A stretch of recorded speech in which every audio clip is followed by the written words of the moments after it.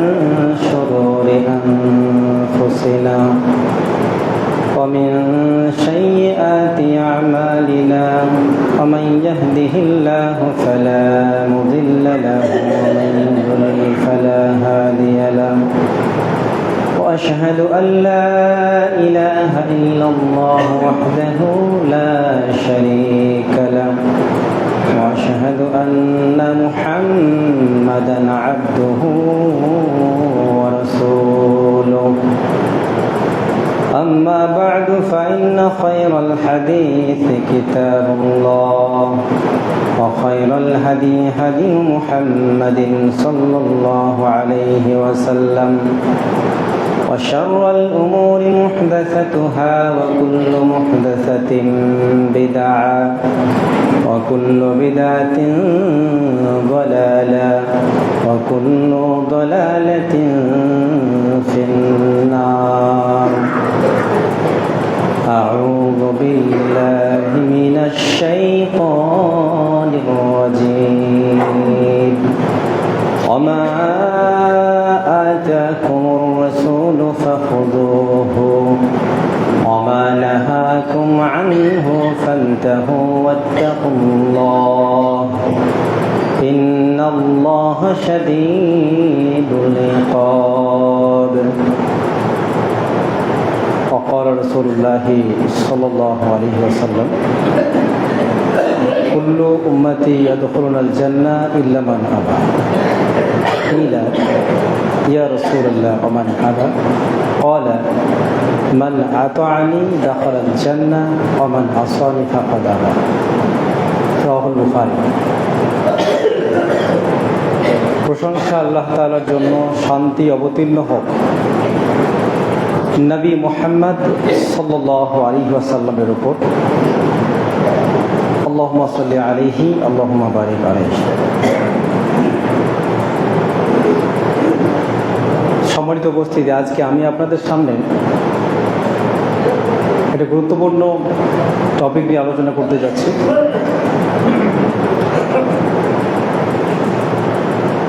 আলোচনার শুরুতে একটি কথা বলতে চাইছি।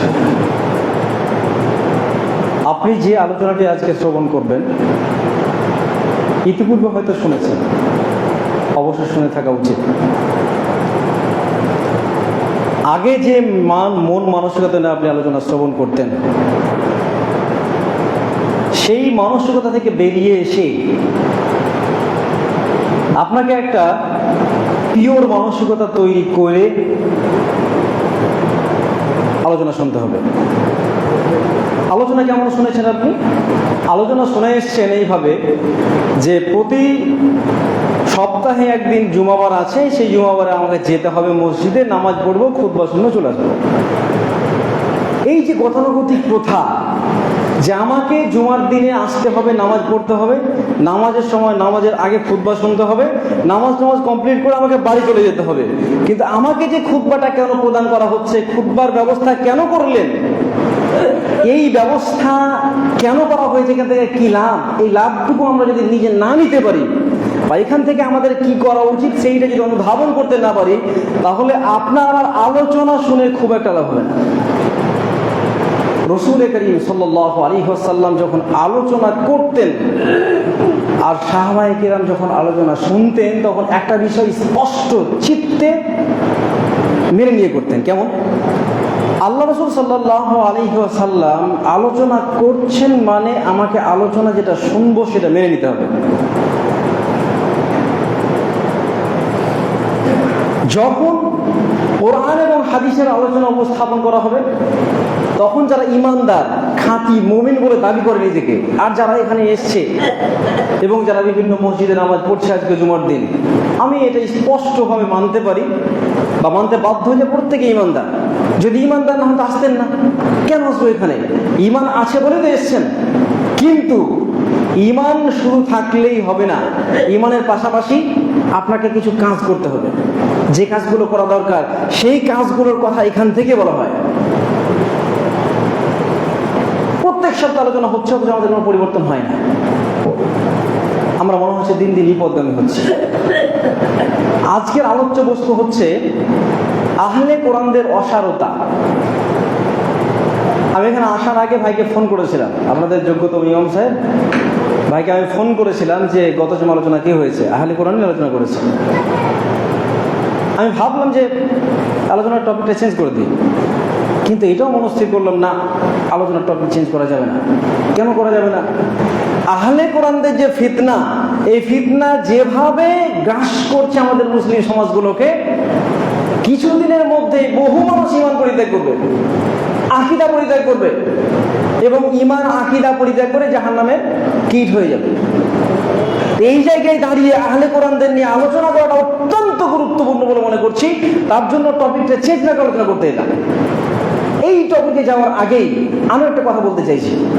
আমার যতটুকু জানা আছে কাবিলপুরের মানুষ সম্পর্কে, যে অধিকাংশ মানুষ শিক্ষিত মানুষ, এলাকায় প্রচুর শিক্ষিত মানুষ আছে। অন্যান্য সাগরদিঘির মধ্যে যতগুলো অঞ্চল আছে সব অঞ্চলের মধ্যে কাবিলপুর শিক্ষার দিক দিয়ে এগিয়ে। এখানে মাস্টার আছে, প্রফেসর আছে, উকিল আছে, ডাক্তার আছে, মৌলভী সাহেব আছে, সবগুলো এখানেই বাসা বেঁধে আছে। এখানে একদিন আমি আলোচনা শুনছিলাম আব্দুল তোয়াব সাহেবের, উনি বলছিলেন কাবিলপুর নামটা কেন হলো। উনি বললেন কাবিল মানে হচ্ছে উপযুক্ত, যোগ্য। এখানে যোগ্য মানুষের বসবাস বিধায় এই জায়গাটার নাম কাবিলপুর হয়েছে। আমার মনে হলো আসলেই যৌক্তিক আলোচনাটা, যে কাবিলপুরের মানুষ আসলেই যোগ্য। সব দিক দিয়ে আলোচনা করলাম, দেখলাম, ভাবনা চিন্তা করলাম, এখানে মাস্টারের সংখ্যা অনেক বেশি, এখানে প্রফেসর আছে, এখানে উকিল আছে, এখানে ব্যারিস্টার আছে, আবার এখানেই ডাক্তার আছে, এখানে মৌলানা সাহেব আছে, মুফতি আছে, কি নেই, সব কিছু আছে। চিন্তা ভাবনা করলাম আসলেই তো একটা পরিপূর্ণ এলাকা এটা। শুধু কি এখানে শেষ? রাজনৈতিক নেতা আছে, রাজনীতিবিদ আছে, কি নেই বলেন? সবটাই আছে। কিছুদিন আগে রাস্তা নিয়ে আন্দোলন হলো সুশীল সমাজের নেতৃত্বে। ইতিপূর্বে এত বড় আন্দোলন রাস্তায় কেন্দ্র করে কোনোদিন হয়নি। সুশীল সমাজ সেটা করে দেখিয়েছে। কারা করেছে? সুশীল সমাজের মানুষ। কি কাবিলপুরের বাইরে না কাবিলপুরের মানুষ? তার মানে এই কাবিলপুরের মানুষের মধ্যে যোগ্যতার যে জায়গা, সেটা আসলেই অনেক উন্নত। কিন্তু এটাও সত্য, আমরা আমাদের যোগ্যতাকে পরিমাপ করতে জানি না। আমি একজন শিক্ষিত মানুষ হিসেবে, আমি একজন শিক্ষিত ব্যক্তি হিসেবে আমার যে কি কাজটা করা দরকার আর কোন কাজটা ছাড়া দরকার, এই জ্ঞান থাকার পরেও সেটাকে ইমপ্লিমেন্ট করতে পারি না বা করার চেষ্টা করি না। উদাহরণ, রাগ করবেন না, আলোচনাটা বিপক্ষ হয়ে যেতে পারে, আলোচনার পক্ষ হয়ে যেতে পারে। আলোচনা যখন বিপক্ষে যাবে আপনি ভাববেন না যে আমার বিরুদ্ধে বলছে। জি না, আপনার সাথে আমার ব্যক্তিগত 1% শত্রুতা নেই, 1% নেই। আমি আপনাকে দিনের জন্য ভালোবাসি, এখানে এসে এই জন্যই আলোচনা শুনিয়ে আপনার পরিবর্তন সাধন করে। এখন আলোচনা করতে গিয়ে যদি আপনার বিরুদ্ধে চলে যায়, রাগ করবেন নাকি আপনারা? রাগ করবেন? রাগ করবেন না ইনশাআল্লাহ, রাগ করবেন না। তার একটা ঔষধ আপনাকে দিই। রাসূল করিম সাল্লাল্লাহু আলাইহি ওয়াসাল্লাম বলছেন একজন মুমিন ব্যক্তি অন্য কোনো মুমিনের আয়না স্বরূপ। আয়না, ভাই তো বলেছে, কিন্তু আমি আয়নার কথা বললাম কেন? যখন আপনি আয়নার সামনে দাঁড়াবেন, দাঁড়ানোর মাত্র দেখবেন মুখের মধ্যে বা চেহারার মধ্যে কোনো রকমের ত্রুটি থেকে থাকে। ত্রুটি মানে কি? ময়লা, কাদা, হাবিজাবি থেকে থাকে। তাহলে সাথে রুমালটাকে পরিষ্কার পরিচ্ছন্ন রুমাল এনে আপনি মুখটাকে পরিষ্কার করেই দেন, তখন কিন্তু আপনি আয়নাকে ভেঙে দেন না। তার মানে কি? আপনি এইখানে যে দাঁড়িয়ে থাকবে, আলোচনা করবে, কোরআন এবং হাদিস সম্মত আলোচনা এবং বিষয়ভিত্তিক আলোচনা করবে। এই আলোচনা করতে গিয়ে দেখা যাচ্ছে এই আয়নার সামনে যে দাঁড়ালেন আপনি, এখন আমি আপনাদের আয়না আর আপনারা সবাই আমাকে দেখছেন। এই আয়নার সামনে যে আলোচনা আসবে, এই আলোচনাটা যদি আপনার মনে হয় যে আলোচনা আপনার বিপক্ষে চলে গেছে, বিশ্বাস করেন এই আলোচনা বিপক্ষে আপনার যায়নি, আপনাকে পরিশুদ্ধ করার জন্য এসেছে, যেমন আয়না করে। আপনারা রাগ করবেন না। যেটা বলছিলাম যে আপনার যোগ্যতা নিয়ে আপনি যে সিদ্ধান্ত নেন না, ভুল সিদ্ধান্ত নেন। একটা উদাহরণ দিই আপনাকে। গত 4-5 দিন ধরে নকআউট ফুটবল প্রতিযোগিতা হলো এই কাবিলপুরের মাটিতে, যুব সংঘের মাঠে। নকআউট ফুটবল প্রতিযোগিতা ভালো জিনিস, এটা বিনোদন দেওয়া দরকার আছে। বর্তমান সময়ে মোবাইল নিয়ে মানুষ যেভাবে অ্যাডিক্টেড হয়েছে, মোবাইল সম্পর্কে মানুষের যেভাবে আগ্রহ বেড়েছে, সব কিছু ছেড়ে দিয়ে কিন্তু মোবাইল ছাড়বে না। এখন এই মোবাইল থেকে ডাক্তাররা বলছে, গবেষকরা বলছে, মানুষজনকে মোবাইল ছাড়াতে গেলে, বাচ্চাদেরকে মোবাইল ছাড়াতে গেলে মাঠমুখী করতে হবে। তার মানে ভালো একটা ব্যবস্থা করেছে, খেলার ব্যবস্থা করেছে। এর দ্বারা বিনোদন যেমন হয়েছে, মানুষজনকে উদ্বুদ্ধ করেছে, চলো আমরা মাঠে যাই, মাঠে গিয়ে শরীরচর্চা করি, মোবাইল বাদ দিয়ে আমাদের মস্তিষ্কের একটা ভালো চর্চা করি। ভালো কাজ। কিন্তু এই ভালো কাজটা করতে গিয়ে যাদেরকে আপনারা নিয়ে আনলেন, এই তথাকথিত ইউটিউবার যারা, টিকটকার যারা, তারা কারা ছিল? আইডি চেক করে নিয়ে এসেছিলেন না চেক করে নিয়ে এসেছিলেন বলেন? আপনি যে ট্যাগ লাগিয়ে বসে আমি অনেক বড় শিক্ষিত ছেলে, আপনি যে বলছেন আমি অনেক বড় শিক্ষিত মানুষ, ভদ্র মানুষ, সমাজের এলাকার মানুষ, তা আপনাকে আমি প্রশ্ন করছি, আপনি যাকে নিয়ে আসছেন, আপনি ধরেন আমাকে ইনভাইট করছেন, সভার মঞ্চে বসাবেন প্রধান অতিথি হিসেবে, তা আমার সম্পর্কে ব্যাকগ্রাউন্ড জানবেন না আমি কতটুকু ওই জায়গায় উপযুক্ত কিনা? আপনি যাকে নিয়ে আসছেন ওই জায়গাতে মঞ্চস্থ করতে চেয়েছেন, এই মানুষটাকে দেখে আনছেন কেন? সবাইকে দেখানোর জন্য তো। কি দেখাবেন আমার? এমন কিছু কোয়ালিটি আছে যে কোয়ালিটি দেখে মানুষের উদ্বুদ্ধ হয়ে কি করবে? পরিবর্তন হতে পারে। তা আপনি যাদেরকে টিকটকার, ইউটিউবার তথা হয়তো নিয়ে আসলেন, এই ইউটিউবার গুলো কে? এরা কি কাজ করে? কি কাজ করে এরা পরিচিতি লাভ করেছে? কি কাজ করে এরা ভাইরাল হয়েছে? আপনি বিবেচনা করেছিলেন? দেখেছিলেন? কল্পনা করেছিলেন? ভাবনা চিন্তা করেছিলেন আপনি? আমি দেখেছি। আমি যখন ফেসবুক, ইউটিউবে দেখলাম এই মানুষগুলো নিজের অ্যাকাউন্টে গিয়ে পোস্ট করেছে, আমি অমুক জায়গায় গেছিলাম, অনেক ধন্যবাদ এই কী বলে ওটাকে, যুব সমাজকে, যুব সংঘকে, ভালো ধন্যবাদ দিল ওকে। এই মানুষগুলো আইডিগুলো দেখেন, লিচ্ছায়াত নর্তকীতে ভরপুর। কাকে নিলেন আপনি? একটা ভিডিও আমার যদি আমার ছোট্ট বোনটা থাকে বা ছেলেটা থাকে, অথবা আমার বন্ধু বান্ধব, বন্ধু বাদ দিলাম, বা অন্য কেউ মানুষ থাকে আমার পরিবারের, ওদের সামনে একটা ভিডিও আমি দেখার মতো পরিস্থিতি খুঁজে পাই না। শুধুমাত্র ভিডিওটা শুরু হচ্ছে গালি দিয়ে। আরে ভাই, আপনি যাকে নিয়ে আসলেন এই মানুষটাকে আপনি কি শিখাতে যাবেন? যারা যুব সমাজ ওই ভ্যান ভ্যান করে মাছির মতো ঘুরে বেড়াচ্ছে, হাই স্কুলের ছাদে উঠে যাচ্ছে, এত লোক, বাপরে বাপ, একটা ইসলামিক স্কুল আসলে এতগুলো লোক হয় না। এই যে লোকগুলোকে আনলেন, এই লোকগুলো কার পিছনে আপনি পাঠালেন? এই মানুষটা যে টিকটক করে গালাগালি করে মানুষের সামনে এসছে, ওই মানুষটাকে উপস্থাপন করলেন সফল ব্যক্তি। আরে ভাই, সফল যদি সেই হয় তাহলে ব্যর্থকে? আমার তো মনে হয় সফল ঠিকই সেই ব্যক্তি যে ভাইরাল হয়ে আপনার নজর কাটতে পেরেছে, কিন্তু ব্যর্থ আপনি ব্যক্তি যে আপনি শিক্ষিত হওয়ার পরে মূল্যায়ন করতে পারলেন না কাকে আমার দরকার ছিল, আপনি এটা করলেন না কেন? মানে আপনি যোগ্য ব্যক্তি হিসেবে আপনি কাজটা করতে পারলেন না। আপনার কাছে অনুরোধ রাখছি, এটা যেটা করলেন, আপনাকে অনেক কড়া ভাষায় বলা হচ্ছে, কড়া ভাষায় বলছি না কেন, আপনাকে ভালোবাসি বলে বলছি, পরিবর্তন করার জন্য বলছি। ভবিষ্যতে এই টুর্নামেন্টের আয়োজন করা হোক, আমি আপত্তি করছি না, কিন্তু এই টুর্নামেন্টকে কেন্দ্র করে জুয়ার আসর হোক, আর মাতালদের আসর হোক, আর নর্তকীদের আসর হোক, যারা ভাইরাল হয়ে আছে তাদের যেন একটা পদচিহ্ন যুব সংঘের মাঠে না আসে, এই ব্যবস্থা কিন্তু আপনার করার দায়িত্ব আপনাদের নিজের। আমি ভুল বলছি ভাই কথাগুলো? এটা করতে হবে। আপনার দ্বারা এই সমাজের সামান্যতম ক্ষতি হলে বলবে ওই ছেলেটার মাধ্যমে ক্ষতিটা হয়ে গেছে। তাই আলোচনা শুরুতে আপনাকে দুটো কথা বলে দিলাম, কেন? আপনি যোগ্য ব্যক্তি হিসেবে অযোগ্য মানুষের মতো কাজ করেছেন। আমরা গলা ফাটাই, অমুক নেতা যোগ্যতা থাকার পরেও, ক্ষমতা থাকার পরেও কিছু বলছে না, ব্যর্থ। ভাই, আপনার তো যোগ্যতা ছিল, ক্ষমতা ছিলেন, সবটাই আপনি মঞ্চস্থ করলেন। আপনি ইচ্ছা করলেও তো তাকে না এনে একজনকে নিয়ে আসতে পারতেন, যার কন্টেন্ট দেখে মানুষ উদ্বুদ্ধ হয়ে ভালো বিজনেস করতে পারত, ভালো চরিত্র গঠন করতে পারতো, আদর্শ দূর করতে পারতো। এটা করলেন না আপনি। তার মানে কি আপনার যে চিন্তা ভাবনা এটা ঘাটতি হয়ে গেছে, মানে ঘুম ধরে গেছে। অনুরোধ করছে নেক্সট টাইম যখন কোনো প্রোগ্রাম হবে, তখন এই যুব সংঘের মাঠে এইরকম বেত্তামিজ, বদমাস, কুলাঙ্গা, যারা গালিগালাজ করে সমাজে ভাইরাল হয়েছে, এই সমস্ত বদমাসদেরকে নিয়ে আপনি কোনো প্রোগ্রাম করবেন না। আমরা করবো ইনশাল্লাহ? করবো না? এবার দেখেন, মূল আলোচনায় আসে। আজকের আলোচ্য বিষয় হচ্ছে আহলে কোরআনদের অসারতা। আহলে কোরআন শব্দটা অনেকটা সুন্দর, মনে হচ্ছে আসলেই সবচেয়ে পরিষ্কার, একদম ভদ্র নম্র ব্যক্তি এরা। আসলেই তো ভদ্র নম্র। আহলে কোরআন নাম শুনে মনে হয় কোরআনের অনুসারী, কিন্তু আহলে কোরআন নাম ধারণ করে যারা এই কোরআনের অনুসরণ করছে, তারা পক্ষান্তরে কোরআনের বিরোধিতা করছে। কেমন করে আমি সামনে আসবো? আহলে কোরআন মানে হচ্ছে এরা, আহলে কোরআন মানে কোরআনের যারা পরিবার, আহল মানে পরিবার, যারা কোরআনকে অনুসরণ করে। পক্ষান্তরে আহলুল হাদিস, আহলুল হাদিস যারা হাদিসের অনুসারী, হাদিসের পরিবার। দেখুন, হাদিস মানে শুধুমাত্র হাদিস নয়। আল্লাহ তাআলা পবিত্র কোরআনে কোরআনকে হাদিস বলেছে, আল্লাহ তাআলা আল্লাহ রাসূল সাল্লাল্লাহু আলাইহি ওয়াসাল্লাম হাদিসকে হাদিস বলেছে। তো হাদিস হচ্ছে দুইটা, একটা কোরআন, একটা হাদিস।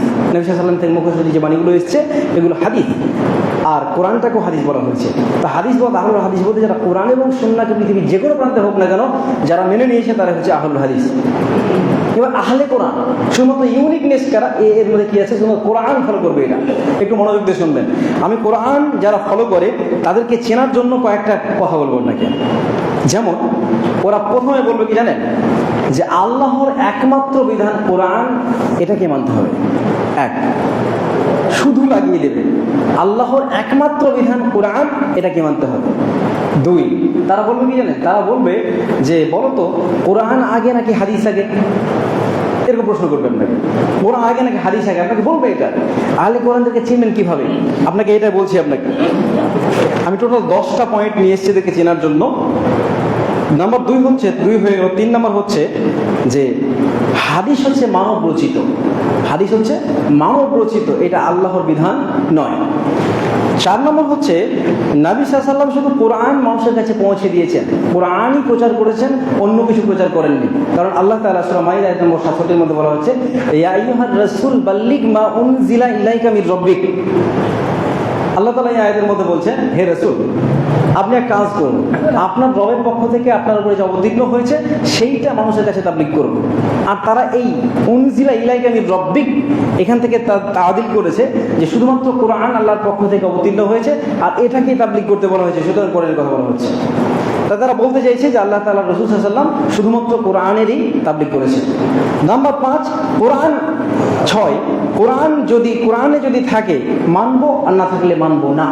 ভালো কথা, শুনতে খুব ভালো লাগছে যে একটা খাঁটি মুমিনের কাজ কি, কোরআনে থাকলে মানবো, নচেত মানবো না। ভালো কথা না এটা? কিন্তু তো পক্ষান্তরে অস্বীকার করছে কোরআনের বাইরে যা কিছু আছে সেগুলো যদি থাকে মানবো না, তার মানে কোরআনটাকে মানবে, অন্য কিছু মানবে না। নাম্বার 7 হাদিস অনেক পরে লেখা হয়েছে, হাদিস অনেক পরে লেখা হয়েছে, তাই এর মধ্যে অনেক ভেজাল থেকে থাকতে পারে, তা হাদিস গ্রহণযোগ্য না। এতগুলো কথা বললাম, দেখুন এই সবগুলো কথা তার মধ্যে মূল কথা হচ্ছে শুধুমাত্র কোরআন মানব, শুধুমাত্র কোরআন মানব। এই কোরআনটা আল্লাহর ওয়াহী, অন্য কিছু নয়। আর দ্বিতীয় কথা বলবে যে কোরআন আগে নাকি হাদিস আগে, বলো মানে একটা পার্থক্য করছে যে কোরআনটাই আগে, কোরআনে থাকলে মানবো, হাদিস মানার দরকার নেই। দেখুন আজকে যারা বলছে শুধুমাত্র কোরআন মানবো, অন্য কিছু মানবো না, এই আহলে কোরআনদের সম্পর্কে আল্লাহ রাসূল সাল্লাল্লাহু আলাইহি ওয়াসাল্লাম আজ নয়, তিনি তার জীবদ্দশাতে ভবিষ্যৎবাণী করে গেছেন। ওরা তো আবার হাদিস মানবে না। আপনি হাদিস উপস্থাপন করবো তো হাদিস মানবে না, কিন্তু হাদিস দিয়ে আপনাকে হাদিস একটু করে আলোচনা করবো। কিন্তু বলে দিই, আল্লাহ রাসূল সাল্লাল্লাহু আলাইহি ওয়াসাল্লাম ভবিষ্যৎবাণী যে করে গেলেন, কিভাবে ভবিষ্যৎবাণী করে গেলেন দেখেন। আল্লাহ রাসূল সাল্লাল্লাহু আলাইহি ওয়াসাল্লাম একটা প্রশ্ন করছে, আমার দিকে তাকান, একটু আমার দিকে তাকাবেন, আলোচনা শুনবেন, নিচের দিকে মুখ করে না, আমার দিকে তাকাবেন। আপনি যদি আমার দিকে না তাকান আলোচনা বুঝবেনই না আপনি। তার মানে চোখ দুটো মনে করেন অ্যান্টেনা, আর এটা হচ্ছে সেন্টার। আপনার অ্যান্টেনা আমার দিকে তাকান, ঘুরান। আল্লাহ রাসূল সাল্লাল্লাহু আলাইহি ওয়াসাল্লাম, ছোট্ট আনসার দেবেন, আল্লাহ রাসূল সাল্লাল্লাহু আলাইহি ওয়াসাল্লাম কি নিজের মন মতো কিছু বলতে পারেন? পারেন? বলছেন না। পারেন কি? পারেন। পবিত্র কোরআন সূরা নাজম আয়াত নম্বর 3-4 আল্লাহ তাআলা বলছেন, ওমা ইয়ানতিকু আনিল হাওয়া ইন হুয়া ইল্লা ওয়াহয়ুন ইউহা। রাসূল সাল্লাল্লাহু আলাইহি ওয়াসাল্লাম প্রবৃত্তির দ্বারা তাড়িত হয়ে বা তিনি অথবা নিজের মন মতো তিনি কিছু বলতেন না, যা কিছু বলতেন সেটা ওয়াহী।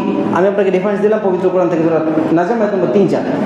আল্লাহ তাআলা স্পষ্ট বলছে, অন্য একটা সূরার মধ্যে আল্লাহ তাআলা বলছে যে মুহাম্মদ সাল্লাল্লাহু আলাইহি ওয়াসাল্লাম যদি নিজের থেকে কিছু বলতো তাহলে আমি তার ডান হাত দিয়ে কি করতাম, এই গলাটাকে ধরতাম, চিপে রগটাকে ছেড়ে ফেলে দিতাম। তার মানে কি, রাসূল সাল্লাল্লাহু আলাইহি ওয়াসাল্লাম যা কিছু করেছেন আল্লাহ প্রদত্ত, তিনি তার বাইরে কিছু বলতেন না।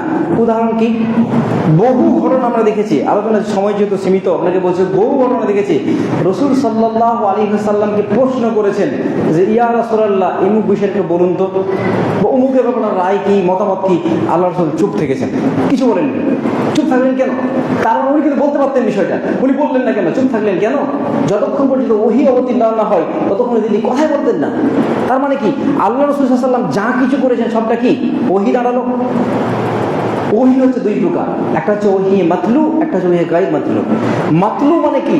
মাতলু মানে যেটাকে বারবার তেলাওয়াত করা হয়, গায়ব মাতলু যেটা তেলাওয়াত করা হয় না, ভাব এসেছে, ভাব। আমরা জানি যেটা তেলাওয়াত করা হয় সেটা পবিত্র কোরআন। এই পবিত্র কোরআনটাকে তেলাওয়াত করা হয়, কিন্তু হাদিস কি বারবার তেলাওয়াত করা হয়? হয় না। আল্লাহ তাআলা এই ওহীর কথা বলছে। আর ওহী হচ্ছে দুই প্রকার, ওহী মাতলু, ওহী গায়ব মাতলু। এখন বিষয় হচ্ছে যে পবিত্র কোরআন নিয়ে আমরা আলোচনা উপস্থাপন করতে যাচ্ছি। আলোচনা স্পিড হচ্ছে কেন? সময় স্বল্পতার কারণে। ভালো করে বোঝেন বিষয়টা। আল্লাহ রাসূল সাল্লাল্লাহু আলাইহি ওয়াসাল্লাম তিনি তার মন মতো, মন গড়া, ইচ্ছাধীন কোনো কথা বলতেন না। এটা ক্লিয়ার হলো? এবার আছে আল্লাহ রাসূল সাল্লাল্লাহু আলাইহি ওয়াসাল্লাম যদি আহলে কোরআন সম্পর্কে কোনো ভবিষ্যৎবাণী করে থাকেন, সেটা কি আপনার মন মতো হবে না ওহী হবে? ওহী হবে। চলুন এভাবে বলছে যে আবু দাউদের একদম বিশুদ্ধ হাদিস, সন্দেহের লেশ মাত্র নেই, সনদ দেখে আপনাকে বলছেন। আবু দাউদের 4604 নম্বর হাদিস, আল আমরু মিন আমরি মিম্মা আমারতু বিহি আও নাহাইতু আনহু ফায়াকুলু লা নাদরি। ভালো করে বুঝেন, আল্লাহ রসুল বললেন একটা ঘটনা, একবার সুন্দর করে বললেন, সাবধান। আলা দিয়ে শুরু করছেন, ওটা এবারও বললাম না, আলা দিয়ে শুরু করছেন। অনতি বিলম্বে কোনো একটা সময়তে এমন কিছু মানুষের আবির্ভাব হবে, তাদের কাছে যখন আমার কোনো নির্দেশ নামা যাবে যে মোহাম্মদ সাল্লাল্লাহু আলাইহি ওয়াসাল্লাম বলেছে যে এটা করো, অথবা মোহাম্মদ সাল্লাল্লাহু আলাইহি ওয়াসাল্লাম বলেছেন এটা করো না, যখন এই বার্তাটা যাবে, তখন তারা বলবে কি জানেন? লা নাদরি, আমরা এটা তো পাইনি। লা নাদরি, আমরা এটা পাইনি। মা ওয়াজাদনা ফি কিতাবিল্লাহি, আল্লাহর কিতাবের মধ্যে এই নির্দেশ তো পাইনি যেটাকে আমরা অনুসরণ করব। তাদের কাছে স্পষ্ট বার্তা। আল্লাহ রসুল বললেন খুব শীঘ্রই একটা সময় আসবে, যেই সময়টা কিছু মানুষ দাবি করবে আমার যখন বলা হবে, ধরুন একটা উদাহরণ দিচ্ছি, আচ্ছা পানি খাওয়ার সুন্নাত কয়টা জানতে বলতে পারবেন কেউ? পানি খাওয়ার সুন্নাত, আপনি যে পানিটা পান করবেন, এই পানি খাওয়ার সুন্নাত আছে না নেই? আছে তো। পানি খাওয়ার 6টা সুন্নাত আছে, 6টা সুন্নাত। 1 নাম্বার কি? 1 নাম্বার হচ্ছে আপনি ডান হাতে গ্লাসটা ধরবেন, বসবেন, ভালো করে দেখবেন, বিসমিল্লাহ বলে পান করবেন, 3 নিঃশ্বাসে পান করবেন, সবশেষে আলহামদুলিল্লাহ। এই 6টা হচ্ছে সুন্নাত। আবারও বলছি, মুখস্থ করে নিন। 1, আপনি বসবেন। 2, ডান হাতে ধরবেন। 3, ভালো করে দেখবেন। 4, বিসমিল্লাহ বলে পান করবেন। 5, 3 নিঃশ্বাসে পান করবেন। 6, লাস্টে আলহামদুলিল্লাহ বলবেন। এই 6টা সুন্নাত কোরআনের কোথাও আছে? কথা বলছে না? কোরআনের কোথাও আছে? নাই। এই যে কোরআনের কোথাও নেই, এখন এই কথা বলা হবে হাদিসে তো কোরআন তো নেই, আমরা মানবো কেন? আল্লাহ রাসূল এটাই বলছেন, এমন একটা সময় আসবে যখন তারা দাবি করবে এটা কোরআনের মধ্যে নেই, না লা নাদরি, আমরা পাইনি এটা, তা আমরা এটাকে মানতে পারবো না। বলেন, আজকের দিনে যারা বলছে আমরা কোরআনকে মানবো, তারা কি তারা নয়? কথা বলছে না? তারা কি তারা নয়? তারাই। একটা বিষয় আপনাকে মাথার মধ্যে একটা জট আছে, খুলে দিই, এটাও পরিবর্তন দরকার আছে। আমাদের মধ্যে ধারণা আছে কি যে মসজিদে খুতবা চলাকালীন কথা বলা যাবে না, একদম ধারণা সঠিক। কিন্তু যদি ইমাম সাহেব প্রশ্ন করে, উত্তর দেওয়া লাগবে। আপনাকে ইমাম সাহেবের সাথে কথোপকথন করা যাবে। ইমাম সাহেব প্রশ্ন যদি করে খতিব সাহেব এখানে দাঁড়িয়ে যে বলেন তো এটা করা যাবে কিনা, বুঝতে পারলেন এটা বুঝেছি, আলহামদুলিল্লাহ সুবহানাল্লাহ বলতে হবে। আমি আপনাকে বললাম যে যাদের ব্যাপারে আল্লাহ রাসূল ভবিষ্যৎবাণী সেই 1500 বছর আগে করে গেছেন, তারা কি আজকের দিনের আহলে কোরআন না? আহলে কোরআন তো। চলেন, এখন স্পষ্ট ক্লিয়ার হতে পারছেন না, চলুন শোনাই আপনাকে। পরবর্তী হাদিস, আবু দাউদ, হাদিস নম্বর 4605। চলেন, এখানে যেটা বলা হচ্ছে 4604 নম্বর হাদিস, আগেরটা 5। এবারে বলছি আর একটু ক্লিয়ার হয়ে যাবেন, খুব ক্লিয়ার হয়ে যাবেন আপনি। আল্লাহ রাসূল সাল্লাল্লাহু আলাইহি ওয়াসাল্লাম বলছেন, তারা দাবি করে কি, এখানে একটা বিষয় বলে দিই, তারা দাবি করে কি আল্লাহর রাসূলের কাছে একটা মাত্র জিনিস কি অবতীর্ণ হয়েছে, তার নাম কি? পবিত্র, বলেন পবিত্র কোরআন। এই কোরআন অবতীর্ণ হয়েছে।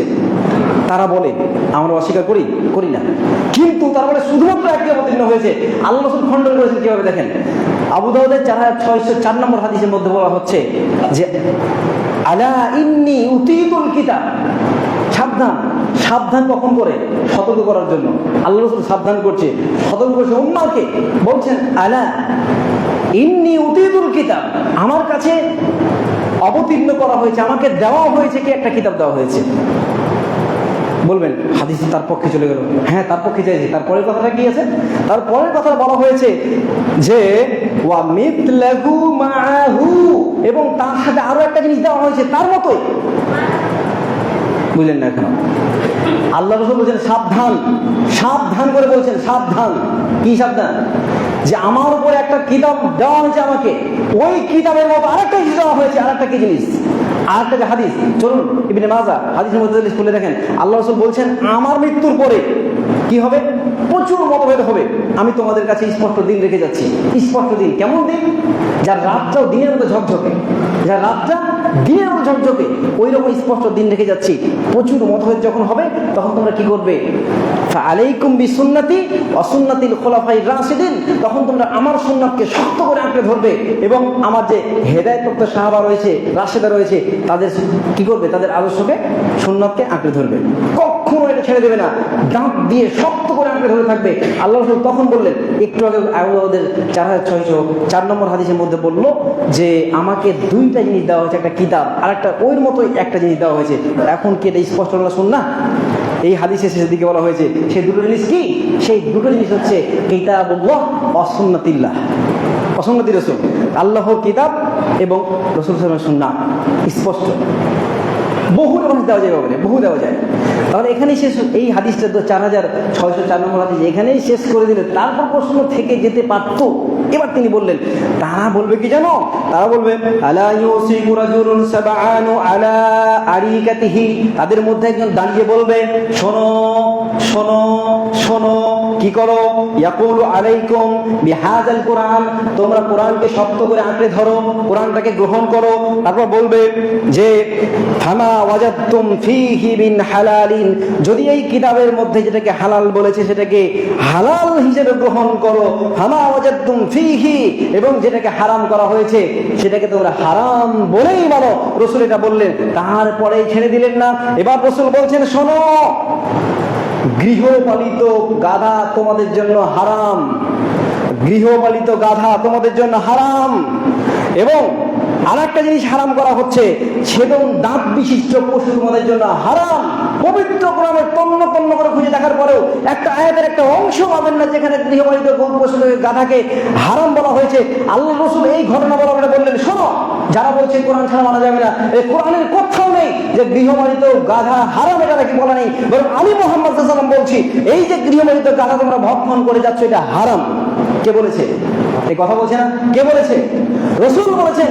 রাসূল জানিয়ে দিলেন, শোনো, যারা বলছে কোরআন ছাড়া মানি না, কোরআনে হালাল থাকবে হালাল, হারাম থাকবে হারাম, তাদেরকে স্পষ্ট করে বলছে, তারা যখন বলবে আমি তাদের ব্যাপারে বলছি, শোনো, যে গৃহপালিত গাধা যেটা এটা হারাম, এবং দাঁত বিশিষ্ট, ছেদন দাঁত, ধারালো দাঁত বিশিষ্ট যে পশু সেটাকেও আমি হারাম করলাম। এটা মুহাম্মদ সাল্লাল্লাহু আলাইহি ওয়াসাল্লাম বলছেন হারাম করলাম। আর ওই ব্যক্তিরা কি বলছে?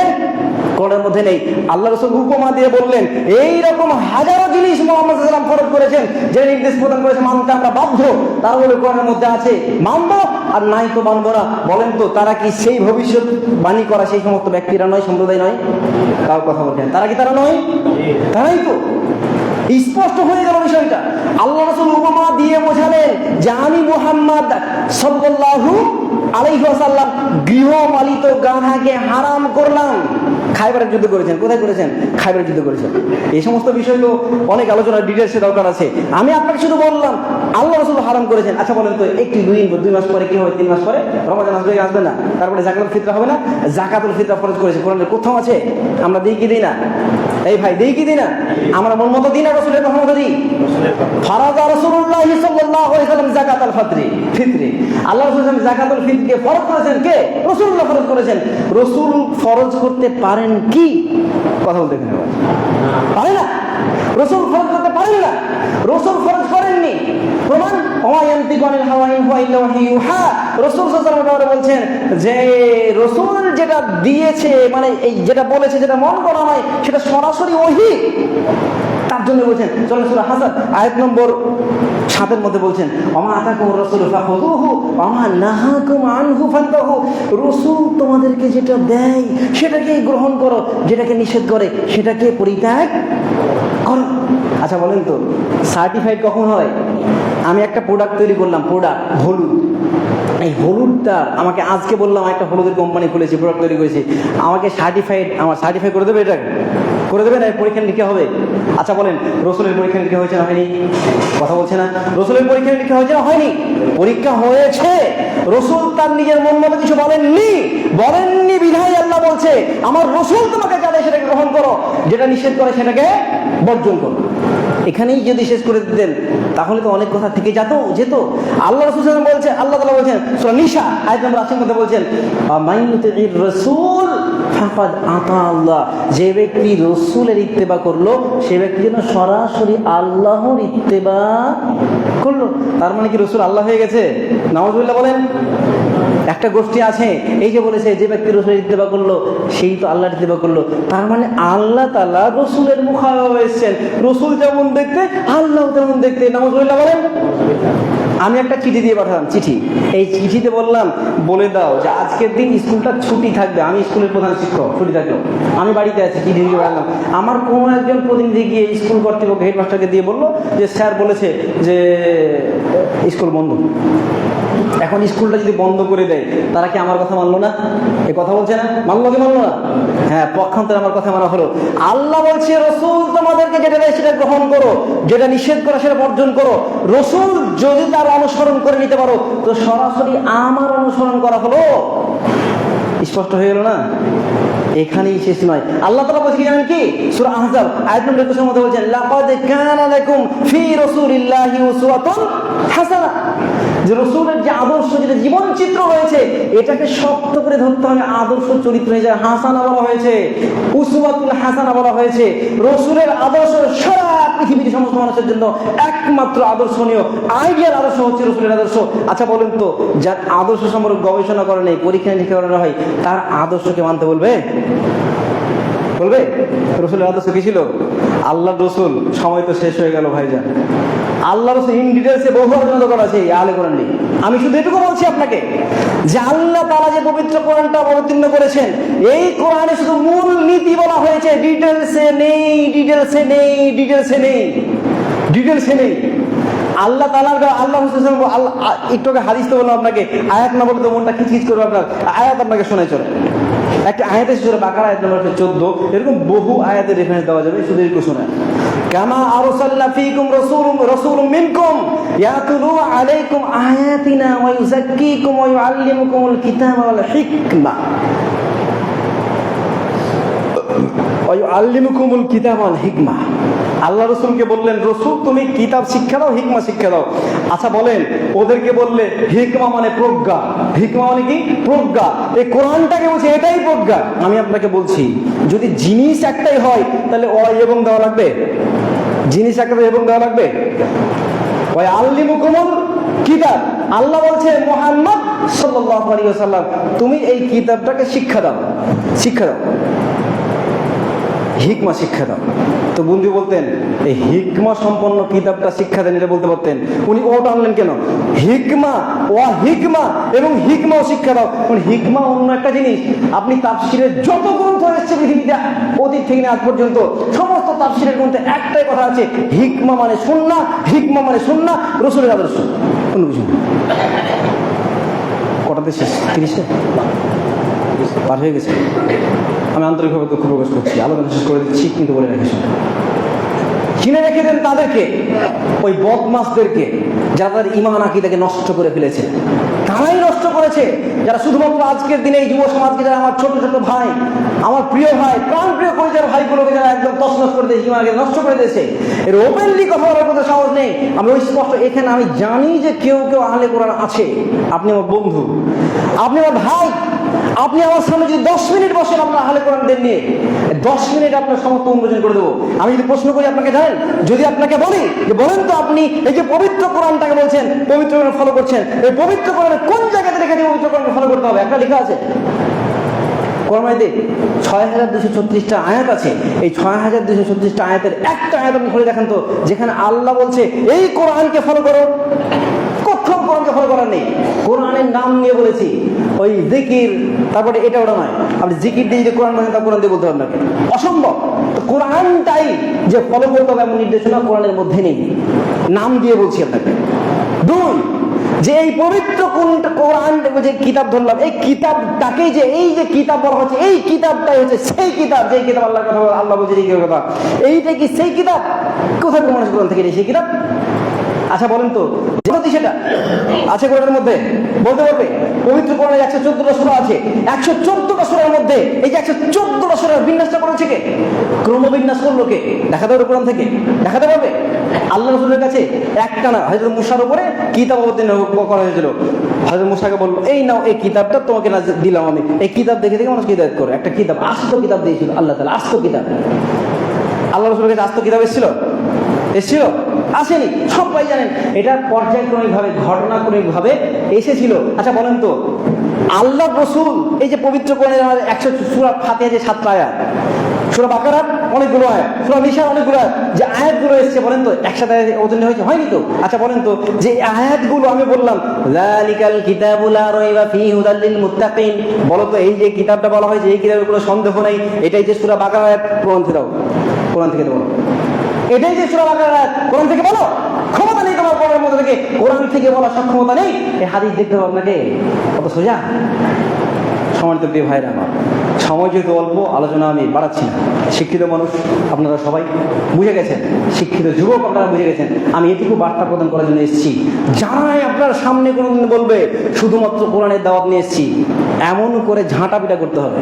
তুই বস এখানে, বুঝা তোর কোরআন কোষে স্পষ্ট বলছি, হাদিস যদি কেউ না মানে, কোরআনটা মানার কোনো তার রাইট নেই, মানতে পারবে না, সেটা অসম্ভব। সেটা আল্লাহ আমাদের সেই তৌফিক দান করুন, সঠিক যেন বুঝতে পারে। আমিন।